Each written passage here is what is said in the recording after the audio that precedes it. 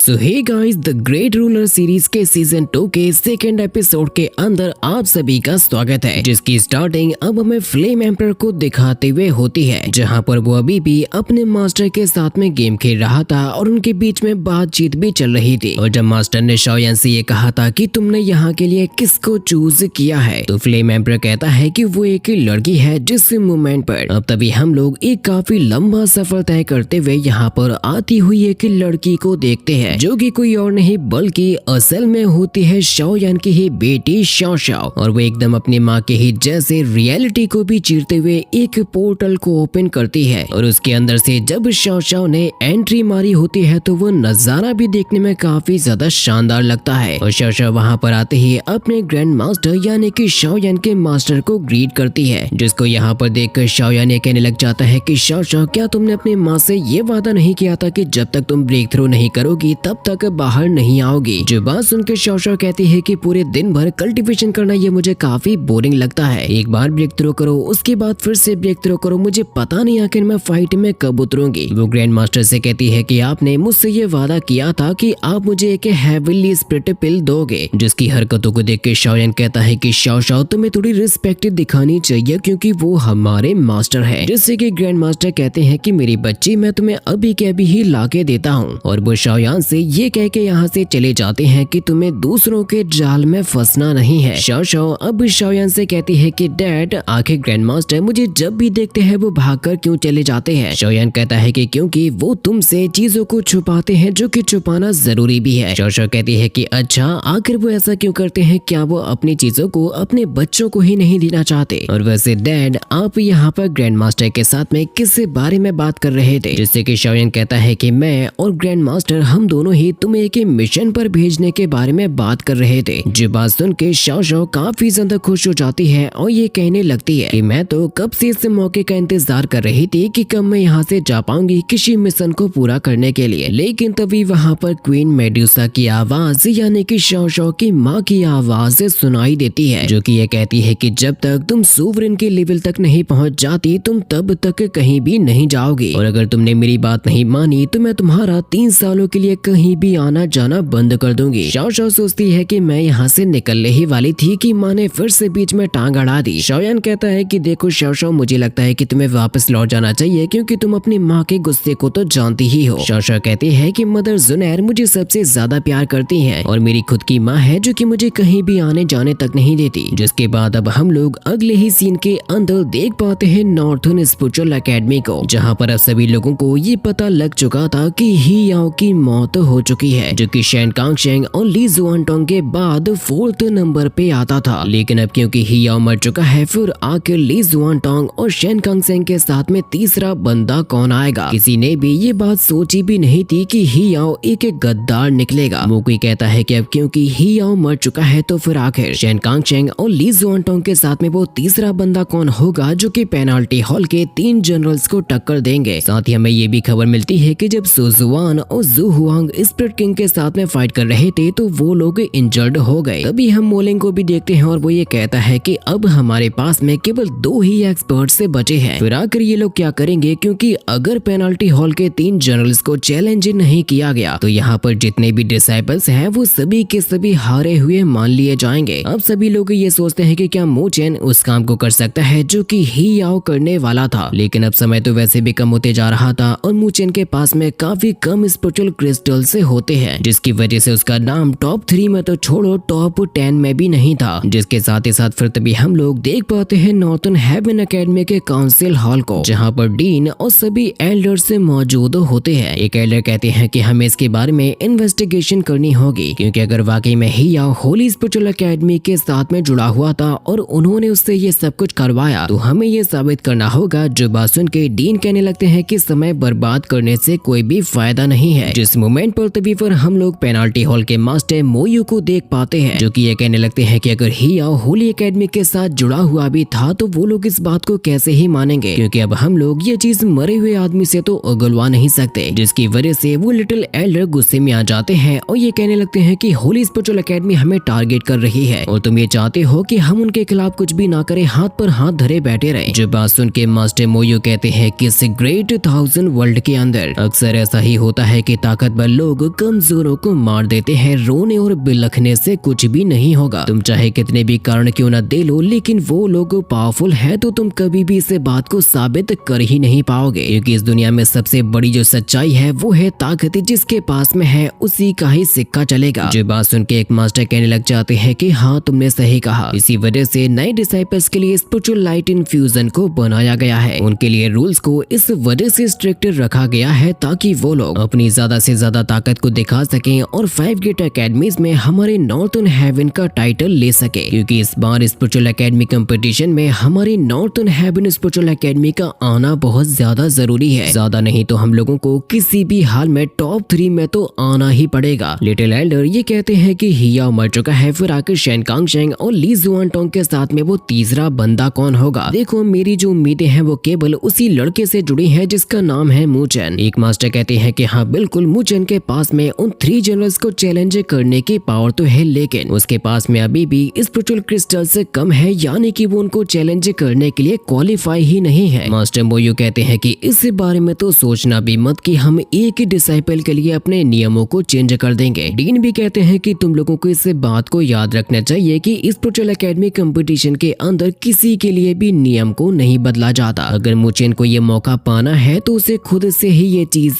कमानी होगी। अब वो ये कर पाता है नहीं ये तो वक्त ही बताएगा। सच्चाई तो ये थी कि मूचेन ने कल्टीवेशन करते हुए कुछ महीने पहले अपना लेवल काफी हाई कर लिया था, जिसके बाद अब हम लोग देख पाते हैं लुओली और मूचेन को, जहाँ पर मूचेन लुओली की इंजरीज को अपनी पावर्स की मदद से हील कर रहा था और लुओली उससे ये कहती है कि अब मैं समझी हूँ कि आखिर हिया स्पेशली तुम्हें ही अपना टारगेट क्यों बनाया था, क्योंकि वो तो ये सब कुछ जी जुआन की वजह से कर रहा था। मूचेन कहता है कि हाँ जब स्पिरिचुअल एकेडमी कंपटीशन होगा तो मैं उसके साथ में सारा मैटर सुलझा लूंगा। वो लुओली से कहता है कि मुझे लगता है कि तुम्हारी बॉडी से अब काफी हद तक पॉइजन खत्म हो चुका है, मुझे बताओ लुओली अब तुम कैसा फील कर रही हो। जिससे कि तभी लुओली कहती है कि मूचेन मुझे पुराने दिन याद आ गए, क्योंकि इसी तरह से स्पिरिचुअल लैंड के अंदर मूचेन ने लुओली को अपनी पावर्स की मदद से ठीक किया था, जिससे कि मूचेन लुओली को पीछे से गले लगाते हुए उससे ये कहता है कि उस समय तो तुम मुझे जान से मारना चाहती थी। जिससे कि लुओली कहती है कि मुझे ऐसा लगा था कि शायद तुम मुझे मारने के लिए आए हो। जिसके बाद फिर अब लुओली स्पिरिचुअल रियल में रैंकिंग को देखने लगती है, जिसमें नंबर 2 पर होता है ली जुआनटोंग और 15th नंबर पे पहुंच चुका होता है मूचेन। जिससे कि वो ये कहने लगता है कि चिंता मत करो, मुझे खुद पर यकीन है कि मैं टॉप 3 में बेशक आ सकता हूँ। लुओली कहती है कि लेकिन मूचेन समय कम हो रहा है, तुम आखिर समय रहते ये सब कुछ कैसे कर पाओगे। तो मूचेन के पास में एक तरीका होता है ज्यादा से ज्यादा स्पिरिचुअल क्रिस्टल्स को प्राप्त करने का। जिसके बाद अब हम लोग देख पाते हैं कि हेवी लेवल के कंपटीशन को, जो कि होता है स्पिरिचुअल किंग, जिसका ऑरा और गुस्सा इतना ज्यादा होता है कि उसके सामने कोई भी टिकने वाला नहीं था, जिसका मुकाबला किंग शैन और उसका साथी कर रहा था। तो वो लोग तुरंत ही अब यहाँ से भागने लगते हैं, लेकिन स्पिरिट किंग ने उनके ऊपर हमला कर दिया था, जिससे कि उनको बचाता है मूचेन और ये कहता है कि तुम लोगों को अब थोड़ा सा आराम कर लेना चाहिए, काफी ज्यादा थक गए होगे। किंग शैन कहती है कि हमें बचाने के लिए तुम्हारा शुक्रिया, लेकिन अगर तुम लोगों का भी सेम आइडिया है तो मैं इतना ही कहूंगी कि उसे हराने के बारे में भूल जाओ, क्योंकि ऐसा नहीं हो सकता, बल्कि तुम लोग ही मारे जाओगे, क्योंकि स्पिरिट किंग का जो पावर लेवल है वो सुवरेन के लेट स्टेज में पहुंच चुका है। मूचेन कहता है कि चिंता मत करो, हम लोग अच्छे तरह से जानते हैं कि हम क्या करने वाले हैं। इसके तुरंत ही बाद अब मूचेन और लुओली दोनों के दोनों निकल चुके होते हैं स्पिरिट किंग पर हमला करने के लिए, जो कि अब अपने दरवाजे को बंद करके सामने खड़ा हो चुका था। मूचेन कहता है कि मैंने लाइटनिंग टेरिटरी में कल्टीवेशन करते हुए थंडर बॉडी को प्राप्त कर लिया था, इसी वजह से मेरी जो स्ट्रेंथ है वो हेवनली ट्रांसफॉर्मेशन स्टेज में पहुंच चुकी है। इसीलिए मुझे ये लगता है कि हमारे पास में कुछ नहीं तो एक मौका तो है ही। और अब ये लोग बहुत ही ज्यादा तेजी के साथ में बढ़ने लगते हैं स्पिरिट किंग की तरफ, और स्पिरिट किंग ने अपने कुछ ऐसे वेपन्स को निकाला होता है जिन्हें वो मूचेन और लुओली के ऊपर अटैक भी करने लगता है। मूचेन ने अपने काफी पावरफुल अटैक को किया था, लेकिन स्पिरिट किंग ने बड़ी आसानी के साथ में उसको रोक भी लिया था। मूचेन और लुओली अब दोनों के दोनों अपने अपने वेपन को भी लेकर आ चुके थे, यहाँ तक कि दोनों मिलके भी स्पिरिट किंग के क्रिस्टल को ब्रेक नहीं कर पाते, बल्कि स्पिरिट किंग ने ही इन दोनों के ऊपर अपना हमला कर दिया था। उनके बीच में अब एक काफी खतरनाक फाइट होती है। स्पिरिट किंग सबसे पहले लुओली को दूर करता है और मूचेन पर लगातार ही अटैक करते जाता है, जिसे रोकने के लिए मूचेन अपनी एक स्पेशल टेक्निक का यूज करता है और एक काफी बड़े रॉक को उठाकर स्पिरिट किंग से हिट करने को जा रहा था। लुओली को यकीन नहीं होता कि स्पिरिट किंग की इतनी हैवी बॉडी होने के बाद भी इसकी स्पीड इतनी ज्यादा कैसे है। जो दोनों अब जैसे ही मौका पाकर आगे बढ़ने लगते हैं तो स्प्लिटर किंग इतनी आसानी के साथ में तो हार मानने वाला नहीं था, जिससे कि मुचेन और लुओली दोनों के दोनों ही छुप जाते हैं। और मुचेन ये समझ जाता है कि उस केव के अंदर जरूर कुछ ऐसा है जिसको ये स्प्लिटर किंग बचाना चाहता है। इसीलिए अब ये दोनों ही प्लान बनाकर और अपने अपने डैगर्स को निकाल कर अब जा रहे होते हैं स्प्लिटर किंग की तरफ। मुचेन और लुओली दोनों ही एक एक तरफ अपना अपना सेटअप कंप्लीट कर चुके थे अंदर जाने के लिए। और जैसे उस बीस्ट ने अटैक किया होता है तो मुचेन के चालाकी की वजह से ये दोनों ही अंदर चले जाते हैं केव के। और केव के अंदर का नजारा देखने में बहुत ही ज्यादा शानदार लग रहा था। मुचेन कहता है कि अब मैं समझा हूँ कि आखिर ये स्प्लिटर किंग वहाँ दरवाजे से हट क्यों नहीं रहा था, क्योंकि जब इतने सारे हेवन लेवल की स्पिरिचुअल क्रिस्टल्स यहाँ पर मौजूद है तो वो क्यों ही किसी और जगह पे जाएगा। लेकिन उसी मोमेंट पर तभी इन लोगों के पीछे से वहाँ पर पहुंच जाता है स्प्लिटर किंग, जिसके रोर करते ही सभी क्रिस्टल चमकने लगते हैं। तो मुचेन लुओली से कहता है कि जितना हो सके उतने क्रिस्टल्स को एब्जॉर्ब कर लो। और मुचेन ने खुद ही फाइट करना शुरू कर दिया होता है उस बीस्ट के साथ में। लुओली भी अपनी काफी फास्ट स्पीड के साथ में क्रिस्टल्स को एब्जॉर्ब करते जा रही थी। स्प्लिटर किंग जैसे उस पर हमला करने की कोशिश करता तो मुचेन तुरंत ही उसके रास्ते में आकर उसे रोक भी लिया करता था। लुओली कई सारे क्रिस्टल्स को तोड़ के उनको एब्जॉर्ब करके मुचेन को भी उसकी पावर से दे देती है। लेकिन ऐसा करने की वजह से स्प्लिटर किंग का गुस्सा भी बहुत ही ज्यादा बढ़ चुका था, जहाँ पर तभी मुचेन और लुओली दोनों ही मिलकर अपने अपने काफी स्ट्रॉन्ग अटैक्स को करते हुए उसे बीस्ट को बेहोश कर देते हैं और चारों तरफ से ही क्रिस्टल्स को एब्जॉर्ब करने लगते हैं। लेकिन तभी फिर वो स्प्लिटर किंग चारों तरफ से ही क्रिस्टल्स की पावर्स को एब्जॉर्ब करते हुए अपनी बॉडी को भी रीजनरेट कर सकता है। लुओली कहती है कि अब हमारे पास में काफी क्रिस्टल आ चुके हैं, अब हमें यहाँ से निकलना चाहिए। जो दोनों निकलने तो लगते हैं, लेकिन स्प्लिटर किंग ने उसी मोमेंट पर इन लोगों पर हमला करना भी शुरू कर दिया था। मुचेन और लुओली दोनों मिलके उनका मुकाबला कर रही थी, लेकिन एक मोमेंट पर स्प्लिटर किंग लुओली के एकदम करीब पहुंच चुका था उसको मारने के लिए, जिसे रोकने के लिए मुचेन सामने आता है। और इस फाइट के बारे में अब पता लग चुका होता है शेन कांगशेंग और ली जुआन टोंग को भी। मुचेन कहता है कि जब तक ये जिंदा है तब तक हम लोग यहाँ से निकल ही नहीं पाएंगे। लुओली कहती है कि फिर तो हमें किसी भी हाल में इसको जान से मारना ही होगा, जिससे कि लुओली सबसे पहले अपने फास्ट रिफ्लेक्शंस का यूज करते हुए स्प्लिटर किंग को चकमा देती है। लेकिन जब मुचेन उसके ऊपर हमला करता है तो वो मुचेन को दूर फेंक देता है और यहाँ पर लुओली और स्प्लिटर किंग फाइट करने लगते हैं, जिससे कि फिर दोबारा से मुचेन आ जाता है। उनके बीच में फाइट होती है और लुओली बचाती है मुचेन को। मुचेन अब यहाँ पर अपनी डीमन लोटस स्लॉटर एरे को समन करने लगता है, लेकिन उसको समन करने में उसे थोड़ा समय लगेगा जो समय उसे देगी लुओली। जिस मोमेंट पर तभी वहाँ पर शेन कांगशेंग और ली जुआन टोंग भी पहुंच चुके थे, जो कि ये देखते हैं कि मुचेन एक फॉर्मेशन को बना रहा है और दूसरी तरफ लुओली उसे बीस्ट के साथ में फाइट कर रही है। लेकिन जैसे स्प्लिटर किंग मुचेन को देखता है तो वो उसके ऊपर हमला करने के लिए पहुंच जाता है, लेकिन मुचेन की भी स्पीड फॉर्मेशन को समन करने के लिए बहुत ही ज्यादा फास्ट होती है, क्योंकि स्प्लिटर किंग के हमला करने से पहले उसकी फॉर्मेशन समन हो जाती है। लेकिन मुचेन की पावर्स को बढ़ता हुआ देखकर अब स्प्लिटर किंग ने भी अपने पावर्स को बढ़ाना शुरू कर दिया था। लुओली मुचेन के सामने आ जाती है और अपने one of the strongest attack को समन कर लेती है, क्योंकि मुचेन और लुओली दोनों मिलकर अब इस स्प्लिटर किंग को जान से मारने वाले हैं। लुओली की पावर्स स्प्लिटर किंग के साथ में टकरा रही थी और मुकाबला एकदम ही टक्कर का था। जिस मोमेंट पर अब तभी मुचेन भी अपनी डीमन लोटस फॉर्मेशन को फाइनली समन कर चुका था, जो कि एक लेवल 4 का स्पिरिचुअल एरे होता है। शेन कांगशेंग कहता है कि ये एक नहीं बल्कि 2 हैं और वो भी लेवल 5 की। मुचेन की डीमन लोटस फॉर्मेशन से जिस लेवल की पावर अब यहाँ पर निकलती है तो उसने तो यहाँ पर चारों तरफ के ही नजारे बदल के रख दिए थे, क्योंकि मुचेन की फॉर्मेशन ने फाइनली खत्म कर दिया होता है उस स्प्लिटर किंग को। जो नजारा देख के शेन कांगशेंग कहता है कि अब मुझे थोड़ी सी उम्मीद की किरण दिखने लगी है। ली जुआन टोंग कहता है कि क्या वाकई में मुचेन ने इतने जल्दी एक लेवल 5 की स्पिरिचुअल फॉर्मेशन को समन कर लिया था। स्प्लिटर किंग फाइनली खत्म हो चुका था और अब हमें नजारा दिखाया जाता है पेनाल्टी हॉल के चैलेंज ग्राउंड का, जहाँ पर वो तीनों ही जनरल्स होते हैं, जिनमें से एक तभी ये कहने लगता है कि मुझे लगता है कि अब ये चैलेंज थोड़ा सा चैलेंजिंग तो होगा हम लोगों के लिए। जिसके बाद अब हम लोग अगले ही सीन के अंदर देख पाते हैं शू लिंगर और शू जुआन को। शू लिंगर शू जुआन को ये बताती है कि अब तो मुचेन भी आ चुका है 3rd रैंक पर ली जुआन टोंग के बाद, यानी कि वो भी ली जुआन टोंग के साथ में मिलकर पेनल्टी हॉल के 3 जनरल्स के साथ में फाइट करेगा। शू जूलिंगर इस बारे में कहती है कि अगर मूचेन और बाकी के लोगों ने उन 3 जनरल्स को हरा दिया तो इसका फायदा न सिर्फ उन तीनों को मिलेगा बल्कि सभी के सभी डिसाइबल्स को ही इसका फायदा मिलेगा। मो कोई बिंकिंग हर किसी को ही पता लग चुका था कि मूचेन ने बहुत ही बड़ा कारनामा करके दिखाया है, क्योंकि उसने एक स्पीड किंग को मार दिया, जो कि एक बहुत ही ज्यादा बड़ी बात होती है। एंड रेन भी ये कहती है कि शेनकांग शेंग मैं आशा करती हूँ कि तुम अपना बेस्ट दोगे। जिसके बाद हम लोग शेनकांग शेंग को देखते हैं जो कि मूचेन को कांग्रेचुलेट करता है स्पीड किंग को जान से मारने के लिए, और उसी के साथ में वो मूचेन से कहता है कि अब तुम्हारे कंधों पर बहुत ही बड़ी जिम्मेदारी भी आ चुकी है। लेकिन ली जुआनटोंग कहता है कि वैसे अच्छा होगा अगर तुम लोग यहाँ से आगे चलो, जहाँ से फिर मूचेन शेनकांग शेंग के साथ में अब पहुंच चुका होता है अपनी फाइनल स्टेज पर। वो मूचेन को बताता है कि इस बार अब जो हमारे ओपोनेंट से होंगे वो नॉर्थर्न हेवन एकेडमी के सबसे टॉप लेवल के कल्टीवेटर्स हैं, जिनमें से सबसे पहला है गुटियानियान, जो ये जाना जाता है कि बैटल मैनियक के नाम से, क्योंकि उसके पास में उसकी जो हेवनली फ्लेम डिवाइन आर्ट है उसे चाहे कोई भी क्यों न देख ले लेकिन वो घबरा ही जाएगा। दूसरे नंबर पे आता है शो किंग चैन, जिसके पास में ग्रेट 1000 वर्ल्ड की one of the undefeated divine art मौजूद है, और वो आज तक जितनी बार भी अपनी सेम रियल्म के बंदे के साथ में फाइट किया है वो कभी भी हारा नहीं है। और इन तीनों में ही सबसे ज्यादा स्ट्रॉन्गेस्ट है लिन ज़ेंग, और ये बंदा एक समय पर हेवीली रैंकिंग में नंबर 1 पर हुआ करता था। ली जुआनटोंग मूचेन से कहता है कि हम लोग तो जैसे तैसे करके जीते जाएंगे, लेकिन सबसे बड़ी चुनौती तो मूचेन तुम्हारे हाथों में होगी कि तुम आखिर उसे कैसे हराओगे। शेनकांग शेंग कहता है कि अगर हम लोग इस बैटल को हार जाएंगे तो हमारे सभी डिसाइबल्स को स्पिरिचुअल लाइट इन्फ्यूजन नहीं मिलेगा, जिसका सीधा ही मतलब है कि हम सभी की 1 साल बर्बाद होना। ली जुआनटोंग कहता है कि अगर तुम हार भी जाओ तो इसके बारे में चिंता मत करना, क्योंकि तुम अभी एक फ्रेशर हो। मूचेन बताता है कि हियाओ ने ये सब कुछ किया था जी जुआन की वजह से, क्योंकि जी जुआन और मेरे बीच में काफी सारे मसले हैं जो कि सॉल्व होने बाकी है, और अकेडमीज के कंपटीशन में मैं उससे मुकाबला करूंगा और उससे अच्छा सबक भी सिखाऊंगा। शेनकांग शेंग कहता है कि मूचेन ने स्पिड किंग और हियाओ को मारा है, इसीलिए मुझे लगता है कि हमारे जीतने के चांसेस काफी ज्यादा है। साथ ही उन्होंने मूचेन को एक तरीका भी बताया था कि तुम्हें किसी भी हाल में ये चीज तो नहीं भूलनी है। जिसके बाद अब मूचेन ने यहीं पर बैठकर अपना कल्टीवेशन करना भी शुरू कर दिया था, और जब वो ये सब कुछ कर रहा था तभी उसके पीछे से वहाँ पर पहुँच जाती है लुओली, और वो ये कहती है कि अगर ट्रेनिंग हो गई हो तो थोड़ा सा ब्रेक भी ले लो, क्योंकि अब ये लोग सभी डिसाइबल्स के बने हुए कैंप्स की तरफ जाने वाले थे। मूचेन कहता है कि ये लोग यहाँ पर आखिर बेचने क्या लगे हैं। लुओली कहती है कि जिनके पास में चैलेंज करने की क्वालिफिकेशन नहीं है वो लोग अपने स्पिरिचुअल क्रिस्टल्स को इन्फ्यूजन के लिए बचा कर रख रहे हैं, और साथ ही वो सामान को भी बेच रहे हैं, जिसको जो भी पसंद आए वो ले सकता है। लुओली कहती है कि मैं तुम्हारा समय खराब नहीं करना चाहती, तुम्हें वैसे अपनी तैयारी पर ही ज्यादा ध्यान देना चाहिए, क्योंकि तुम्हारा जो इन्फ्यूजन स्पिरिचुअल लैंड में तुमसे छीन लिया गया था तुम्हें उसको दोबारा से प्राप्त करना ही होगा। जिस मोमेंट पर तभी यहाँ पर जितने भी डिसाइबल्स होते हैं वो मूचेन का शुक्रिया अदा करने लगते हैं, और वो ये भी कहते हैं कि अब हमारे नॉर्थर्न हेवन स्पिरिचुअल एकेडमी की किस्मत तुम्हारे कंधों पर रखी हुई है मूचेन। तो मूचेन भी कहता है कि चिंता मत करो दोस्तों, मैं अपनी जी जान लगा दूंगा जीतने में। लेकिन तभी पता नहीं क्यों लेकिन लुओली को अंदर से ही अपनी इस वार्ड की वजह से अपने आसपास कोई चीज फील होती है, जिसको लुओली चारों तरफ ही देखने भी लगती है। मूचेन उससे कहता है कि लुओली तुम्हें अचानक से ये क्या हो गया। तो लुओली पास में रखे हुए एक स्टोन के पास में जाती है जो कि एक बंदा बेच रहा था, और वो लड़का ये कहने लगता है कि अरे मेरी तो किस्मत खुल गई जो कि मूचेन मेरी शॉप पर आए हैं, जहाँ पर लुओली ने वहीं पर रखे हुए एक स्टोन को उठाया था। वो लड़का कहता है कि मेरे ग्रैंडफादर को ये स्टोन एक एंशिएंट रूइन के अंदर मिला था, और वो इन दोनों की बॉन्ड को देखकर 2 मिलियन प्राइस चार्ज करने को कहता है, लेकिन सभी लोगों के प्रेशर की वजह से उसे काफी कम दाम में मूचेन को वो देना ही पड़ता है, जिसे लेकर मूचेन और लुओली दोनों ही जंगल में पहुंच जाते हैं। लुओली मूचेन से कहती है कि तुम तो इस स्टोन के बारे में जानते भी नहीं थे, फिर आखिर मेरे लिए इतना पैसा खर्च क्यों कर दिया। मूचेन कहता है कि लुओली अब तुम कुछ चाहो और मैं तुम्हें ना दिला सकूं, ऐसा कभी हो सकता है क्या। लुओली कहती है कि मैं तुम्हें बताऊं तो ये है कि फॉर्जिंग गॉड स्टोन, जो कि असल में लुओ गॉडेस वॉर्ड के ऊपर फर्स्ट शील को लिफ्ट करने के लिए यूज होता है। ग्रैंडफादर ने मेरी इस वॉर्ड के ऊपर 3 शील्स को प्लेस किया था, और मैं इसकी मदद से उसको अनलॉक करूंगी और अपने क्लेन की रिस्पॉन्सिबिलिटीज को संभालूंगी। लेकिन जैसे जैसे करके मैं शील्स को अनलॉक करती जाऊंगी तो वो दिन भी करीब आता जाएगा जब मुझे लुओ गॉड क्लेन में जाना होगा। जिसकी बातों को सुनकर मूचेन ने तुरंत ही लुओली को गले से लगा लिया था, और वो ये कहने लगता है कि मैं तुम्हें अकेले क्लेन के प्रेशर प्रेशर को नहीं संभालने दूंगा क्योंकि मैं तुम्हारे साथ में हूँ। तब तक अपनी ताकत को बढ़ाता रहूंगा जब तक कि मैं इतना काबिल ना हो जाऊं कि हर एक मुसीबत से तुम्हें बचा सकूं। जिससे कि लूली भी उसको गले लगाती है और ये कहती है कि ठीक है, अब हम लोग एक ही प्रॉमिस करते हैं और वो ये होगा कि तुम्हें हमेशा ही मेरी साइड में रहना होगा। जिससे कि मुचेन तुरंत ही वादा करता है कि हाँ, मैं हमेशा ही तुम्हारे साथ में रहूंगा। जो दोनों ही अब एक वादे में बंध चुके थे और लूली अपनी लुओ गॉड स्वॉर्ड को लेकर आ जाती है। लूली अब ये सोचती है कि मेरे लुओ गॉड क्लेन का सारा बोझ मेरे कंधों पर आने वाला है और अब उस स्टोन की मदद से लूली अपनी स्वॉर्ड के ऊपर लगे हुए फर्स्ट शील को ब्रेक करने वाली थी। जो चीज उसकी जिंदगी को बदलेगा, उसके लिए और भी कई सारी जिम्मेदारियों को लेकर आएगा। लूली के अब अपने कदमों को आगे बढ़ाने की वजह से अब उसके लिए नए रास्ते खुल रहे थे, नई सीढ़ियां बन रही थी, क्योंकि वो सारी मुसीबतों का सामना करते हुए अपने लुओ गॉड स्वॉर्ड के फर्स्ट शील की तरफ जा रही थी। लेकिन इस चीज को करने में उसकी भी हालत खराब हो रही थी क्योंकि ये काम बहुत ही ज्यादा मुश्किल है। लेकिन लूली के अंदर ताकत है और उस शील का मुकाबला करने की हिम्मत है। जिससे कि अब लूली उस स्टोन को लाती है और फाइनली शील के साथ में टकरा जाती है उसे ब्रेक करने के लिए। यहाँ का तो नजारा देखने में भी काफी ज्यादा औसम लग रहा था। लूली उसे ब्रेक करते हुए मुचेन को और उसके प्यार को भी याद करते जाती है। लूली कहती है कि सभी शील्ड्स को ओपन करने के बाद ही मैं बन पाऊंगी लुओ गॉड क्लेन की गार्डियन। मेरे ऊपर जो जिम्मेदारियां हैं उनको मैं किसी भी हाल में पूरा करूंगी, उनको मैं निभाऊंगी। वाकई में लूली की हिम्मत और उसकी ताकत मिलकर फाइनली उस शील्ड में क्रैक ला भी देती है, जो कि एक ही झटके के साथ में ब्रेक हो गई थी, जिसका नजारा भी बहुत ही ज्यादा